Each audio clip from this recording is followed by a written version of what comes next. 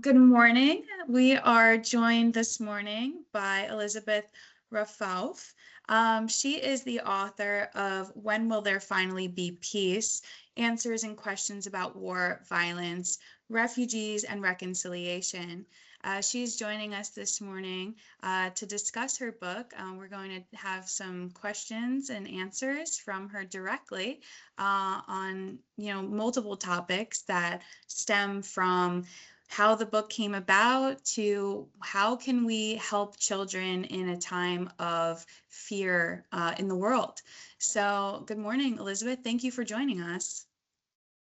Good morning, Samantha. Thank you very much for inviting me. Of course.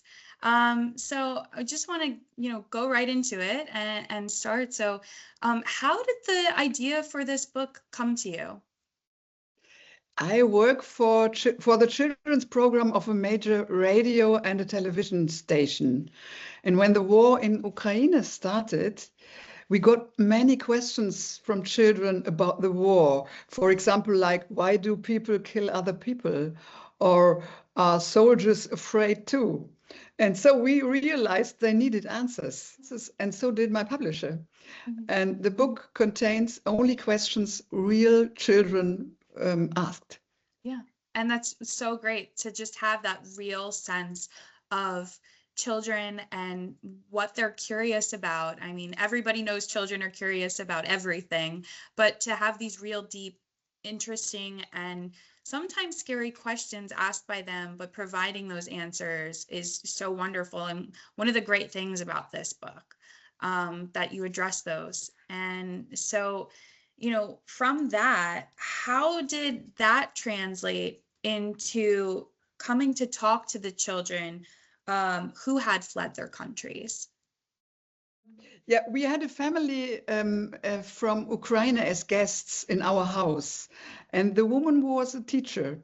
And she taught her children online who were spread in Europe. And I told her about the project, and she said, do you want me to ask my kids, the kids of my class? And I said, yes, that's a wonderful idea. And we put questions like, how did you come to know that there is war in your country? And what are your feelings? What are you afraid of? And what are your biggest wishes?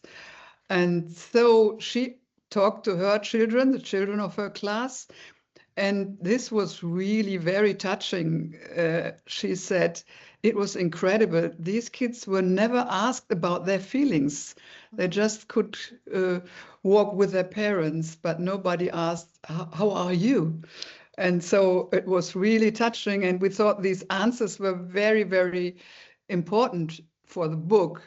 And then we decided we need to ask more children who fled from Afghanistan and from Syria. And so we did. Yeah, and that's great. And just the abundance of stories and children that you were able to grab from those interviews and questions and from all parts of the world is just wonderful. And it's great that they felt comfortable Thank enough to you. talk about it and to address these questions that they had with someone. Um, Thank you very so much. Yeah. of course. So why is it important that children read and talk about war and peace? Yeah, it's adults or parents in special who often want to shield children from bad news, which I can understand very well, but it's not possible. Of course, children get the news from screens in the bus, they see newspapers, and they overhear adults talking. They feel something is different, and they hear words like bomb or war or drone, and they sense the adult's fear. It's in the air. Mm-hmm. So it's impossible to shield them from that. And they make their own thoughts. They think about it. And so they need explanations for their questions. And that's important. They need somebody to talk about their thoughts and their fears and to ask their questions and somebody to share their fears with. Mm-hmm. Yeah, and that's great. I think that that's something that isn't addressed as regularly, that kids may be afraid, and they can be afraid for many reasons, but sometimes the fear is so real. A lot of the times we think of fear among children as, the monster under the bed, or the being afraid of Yes. the dark, or something new that's just now shocked them to be a little bit afraid. But this is something that is so real and present in the world, that not only, are they afraid possibly for it, but we can be afraid for it as well. And so, I wonder, you know does it help if adults tell them that there's nothing to worry about? Mm. No, this is one of the first things adults would like to do, but it doesn't help because kids they sense that's not true. Because they have a feeling, and then they think my feeling is wrong because what the adults say is always right. So Hmm. there must be something wrong with my emotions, and this makes them even more insecure. And if we say, what you feel is a right feeling, a feeling others share in this situation when they hear about wars or terrorism, this is a feeling which is normal in this when you hear stories like that. And so this makes, and if you tell them this, it makes them more secure about their own feeling, and they feel, okay, I can trust my feeling. They are right. They are okay. Yeah. Yeah, and that's great. I think that's a wonderful approach to this, because it builds a stronger sense of self, I think, in children Yes, to that's address true. those feelings Yes, it does. now, especially as they're young. They're children for, so long. And then it's almost this wake up call. So to have, to go forward and learn and understand more. So to be validated early on in life, to Mhm. understand their feelings, and get a deeper sense of self as a young person, I think that's great and very helpful to Yes. them. So on the flip side, children may be afraid, but this is something, we kind of touched a little bit, but what can adults do if they're afraid themselves? Yeah, if adults are afraid, it's good if they realize it, if they don't push it away and think, I don't want to be afraid. No, I push it away. No, face it. Look at it and then try to share your feelings with other adults first of all. And I have always this picture to distribute your feelings across several shoulders, so it's not so heavy anymore, Yeah. and you can carry the burden not alone. You mustn't carry your burden alone. Yeah, there are others who carry it with you, and this already reduces your own fear, and then you can think of how can I talk to children without increasing their fear or without creating images in their mind they didn't have before. Mm. You want to be a person who can talk to them and not to put your fears on them. Yeah. This is not helpful, of course. Yeah. Mhm. Yeah. And I think that it's so telling to kind of the adult mindset, right? That we constantly feel, no, I can't tell anybody about how I'm feeling, or I can't share Yes. with them what I'm feeling because I'm an adult. So I have to be strong and keep it inside, or I have to handle it on my own. And that's something that I think has been changing a lot in recent time, that there's become more of an openness to discuss with others how you're feeling. And as an adult, it's great to also acknowledge those feelings and possibly share them with someone so that you may understand and know that you're not alone. But knowing how to do so in a way that would translate to another adult or to a child so that you can share it together. And I do think that the book touches on this, because it's a teaching lesson for the children reading it, but also the adults that may be reading it with them. Mhm. And it does that really well. Um, and I just wanted to thank you for that. Thank Um, you. mhm. And so, I guess I don't know necessarily this is more of a fun note, but what was it like to have the opportunity to talk to the children about these issues and these things?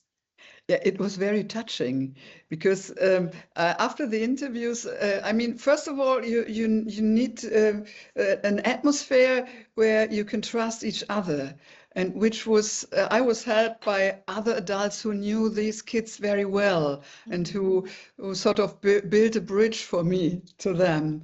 Yeah. And after the interviews, I asked them, how was it to talk about your experiences? And one girl, as at once she replied, it was so relieving. It was so good to talk about. Many people don't dare to talk about these, to talk with people who come from other countries who had to flee Mhm. from a war. They don't dare to talk about this topic to them Mhm. because they think maybe I create something in their minds and I increase their fear. But the opposite is in most of the cases right. They have it in their Yeah. minds anyway, and when they talk about it, they can share it, and that helps a little. Mhm. Yeah. And that's great. I can't I don't know, it's almost like I can imagine it, but yet I can't imagine how impactful this moment and those interviews with those children could be for Mm. you, and just make this an even more meaningful experience, Mm. putting this book together. And it's great to know that it provided relief and, just helped the children too. It not only helped you learn and understand and help the readers out there that will go forward and read these stories, but just really grasp more from them, that it's both participants in this Yes, yes, experience gained a lot from that's it, and true. it's That's great. true. Yeah. Hmm. They you are on the same level somehow if you Hmm. talk about it seriously and with respect. Hmm. It's good just to give the opportunity Yeah. to talk and to listen. Yeah, Mm. exactly. So another question is, what can you do if children, or what can children do if they're anxious about war and terrorism, and all of the factors that contribute to those things? It helps children if they can talk about their fears and about Mhm. their thoughts. But of course, they need somebody they can trust, somebody who can handle their fear and who doesn't laugh at them, Mhm. who takes them serious. And for some children, these people are parents or friends or grandparents or teachers, Mhm. which is wonderful. But there are other kids, for them, it's not so easy to talk. And Mhm. for them, maybe it helps if they can paint their fear and Mhm. then maybe talk about this picture, and afterwards maybe they can make a picture where the sun is shining again Mhm. and talk about this. So this helps. Or maybe of course maybe sometimes they can do something like Mhm. saving toys and give them to kids who don't have toys, who just Mhm. came with nothing in their backpack to Mhm. their country. And or for example, they can ask if they can organize a flea market at school or something, or Yeah. talking about this topic at class with the teacher and with the others. And Mhm. of course, it's also okay if they want to distract themselves by doing something else, listening music, dancing, Mhm. or painting, or playing, Yeah. or watching a film. Yeah. And I think that that's great to allow them, or to suggest that they dive into their creative side or their giving Yes, side, and the way to be active or proactive in terms of helping themselves while helping others, in many forms. And I think that yes. that's great advice for children. And Yeah. how can we as adults, young or older, or teacher, friend, parent, all aspects of adulthood that we see children in our lives, how can we help them cope with fear? Yeah, first of all, it's important to take children's fear seriously. And then adults often say, "What can I tell them?" But before telling them something, it's much more important to listen. What's in your mind? And to listen and to ask again instead of telling them what I think. Yeah. that's often very good and very helpful for the kids. Of course, we can also tell them, I understand your fear. Your fear is a right emotion if you hear something from about if you hear about wars or terrorism, and that means your feeling is normal in this situation, which makes them again more secure, and we can discuss with them about what can you do in your surroundings for peace, for example. Sometimes it's very little things, but you can do something. You are not in a situation where you can do nothing. What is the first impression you get if you hear about such horrible things? I can do nothing. Yes, you can do something, even it's only a little, but you can do something, like being kind to others, or asking kids who come into your class, do you want to play with me, or Mhm. helping others. These are things which are good for peace in the Yeah, world. yeah. And that's just so lovely and wonderful. And I just, you know, want to say that, when will there finally be peace addresses, so many different topics, but so many topics that are pertinent to this day and age and what we're experiencing all over the world, from, here in the US to, you over in Europe. And it's so touching to know that, even though you may have interviewed children, in countries that may not be as close to us here in North America, Mhm. a um, it is still a conversation that is necessary to have, because this touches, families that maybe people have here, or other other children or families or connections that they may know of overseas. And the translation is just so wonderful to have here in English. Mhm. And, this book addresses, conflicts that kids may have on the playground, to Yes. how, answering those difficult questions that they may ask, that, as parents or teachers or, guides and friends, that may be scary for us to answer because we don't want to say the wrong thing and we don't want to Yes. inflict more fear upon them, Mhm. to also helping them understand that it's okay to be scared, and but Mhm. how to deal with it, and providing those, skills to cope with those challenges in life. Mhm. And it's such a beautiful book and a beautiful story. But aside, I'm glad that we had the chance to talk about so many elements from your process of how you came to the book, and how the book came about and Mhm. was produced, and the touching moments you've experienced. But I'd love to transition into a moment that we can talk about, um, more specifically you and the writing process, if that would be okay. Of Um, course, yes. yeah. So I'm wondering, do you have any advice for someone who's considering writing, or already who has started their own book or their first book? Yeah, for me, the most important thing is that you are really interested yourself in the topic.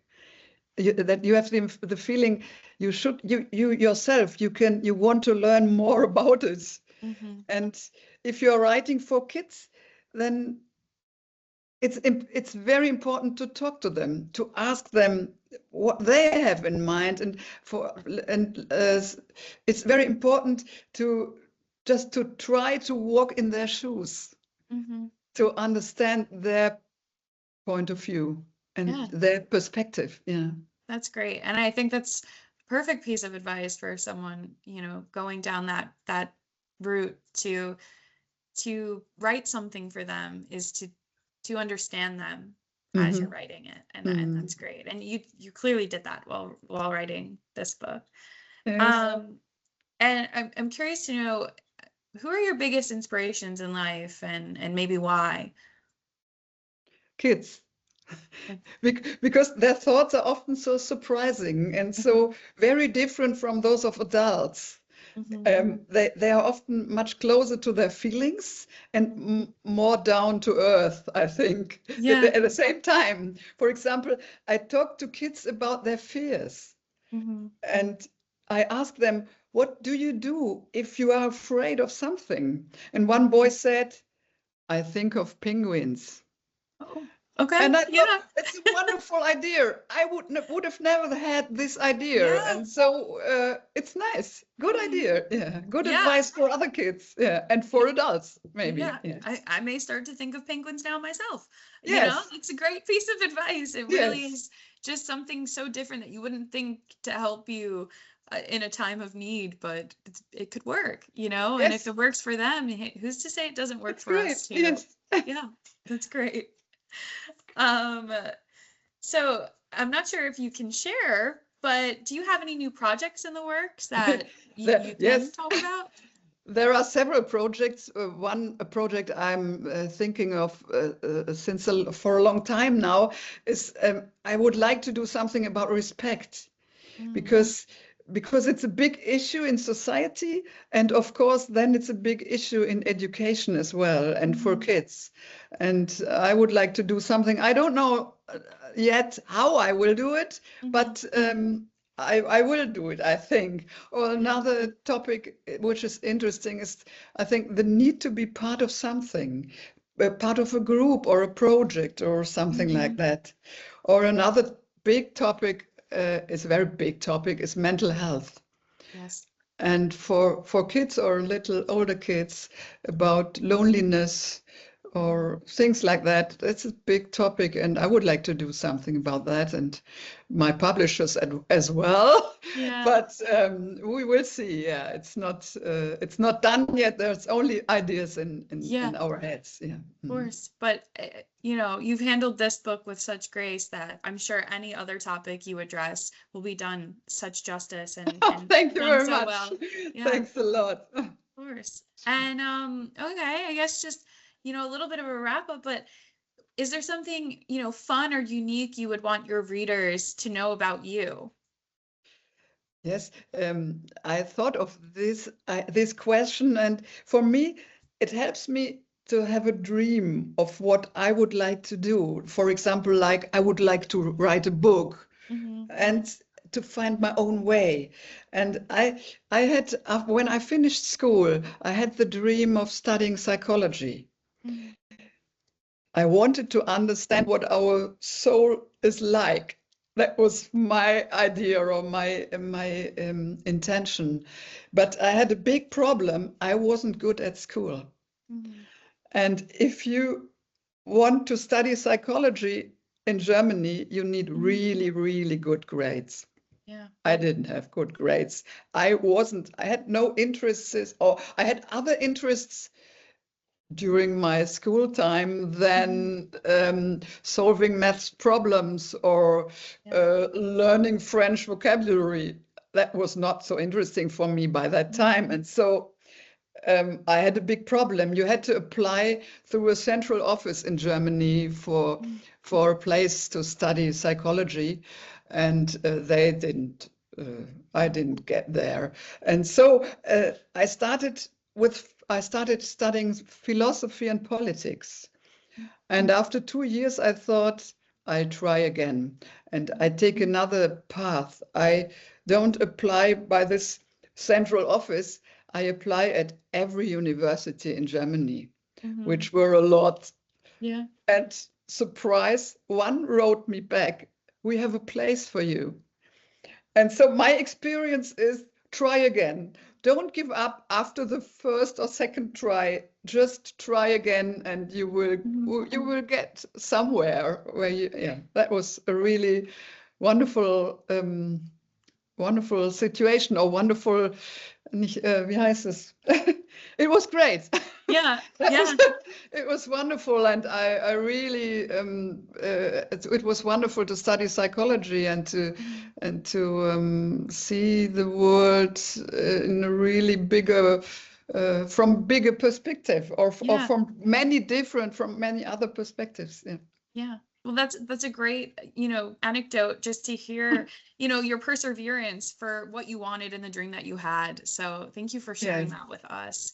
And I just want to thank you for your time today and this wonderful interview. It was a great insight into how When Will There Finally Be Peace came about and the importance of it that we can share directly with our readers, and your readers, as to the importance of this book and the story behind it. So thank you for taking this time to talk with us and to share more about this story. Thank you very much, Samantha. Thank you for your wonderful questions and for inviting me. Thanks a lot. Thank you.